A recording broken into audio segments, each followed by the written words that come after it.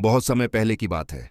हिमालय की तलहटी में बसा था चंद्रगढ़ राज्य। ऊंचे महल, सोने की मीनारें और चारों तरफ हरियाली।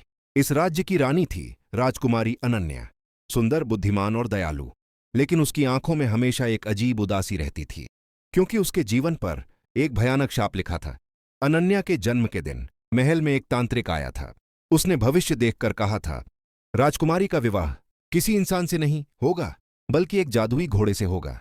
अगर इस भविष्य को बदला गया तो पूरा राज्य राख बन जाएगा।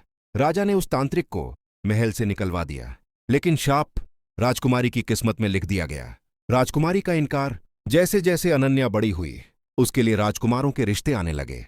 हर राज्य का राजा चाहता था कि उसकी शादी अनन्या से हो, लेकिन अनन्या हर बार मना कर देती। मैं किसी से शादी नहीं करूंगी। लोग कहते, रानी घमंडी है, लेकिन सच्चाई ये थी कि अनन्या को अपने शाप का पता था।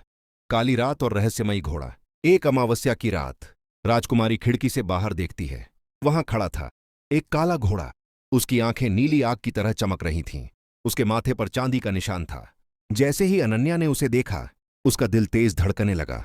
अचानक घोड़ा बोला, डरो मत अनन्या, मैं वही हूं जो तुम्हारी किस्मत में लिखा है। अनन्या डरते हुए बोली, तुम बोलते कैसे हो? घोड़ा बोला, मैं कोई साधारण घोड़ा नहीं, मैं राजकुमार वीरदेव हूं। फिर उसने अपना श्राप सुनाया। एक समय वीरदेव एक महान योद्धा था, लेकिन एक तांत्रिक ने उसे घोड़े में बदल दिया।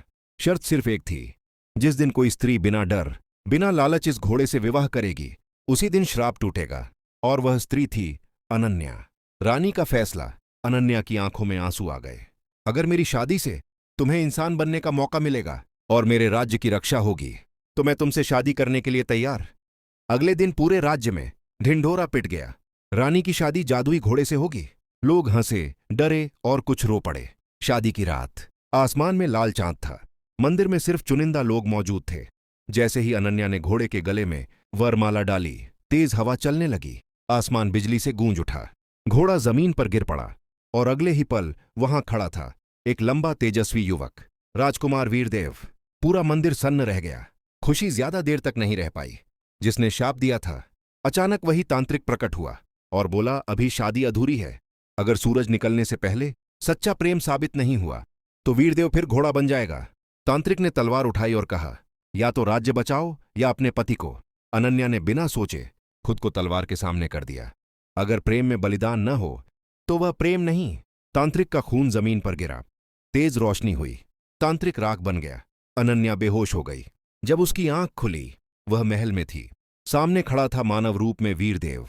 वीरदेव बोला, तुमने मुझे नहीं, अपने प्रेम से पूरे राज्य को बचा लिया।